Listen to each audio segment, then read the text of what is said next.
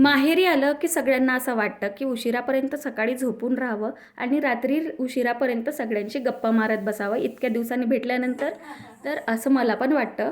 पण खरं सांगू ना, तर 4 दिवसाचा तो आराम झाला की मनाला आपोआप असं वाटतं की बस आता आता 4 दिवस मम्मीलासुद्धा विश्रांती द्यावी. कारण मी आणि माझी बहीण तिच्याजवळ राहत नाही. एरवी सगळा स्वयंपाक आणि सगळ्या कामाचा भार तिच्याचकडे असतो. म्हणून मी माहेरी आली तर 4 दिवस जरा तिला आराम भेटावा असं मला वाटतं. तुम्हाला पण असंच वाटतं का? मला कमेंटमध्ये नक्की सांगा. तर इथे ना मी व्हायरल बघितलं होतं एक, की कोथिंबिरीची हे देठ लावलं की नवीन पालं फुटतात त्याला. आणि ते खरंच झालं होतं, नवीन पानं फुटली होती. सगळी कामं झाल्यानंतर ना वेदूने सगळा पसारा करून ठेवला होता परत. आणि अजून तिची सगळी खेळणी वरून घ्यायची आणि फेकत जायची. आता इथे मम्मी जरा कामाला बाहेर चालली होती, तिने स्कार्फ बांधला होता. म्हणून वेदू पण जिद्द करत होती की मला पण स्कार्फ बांधून पाहिजे. मम्मीने बांधून दिला, खूप क्यूट पण दिसत होती. तिचे फोटोज वगैरे घेतले आणि तिला समजावून तो स्कार्फ मी काढून ठेवला.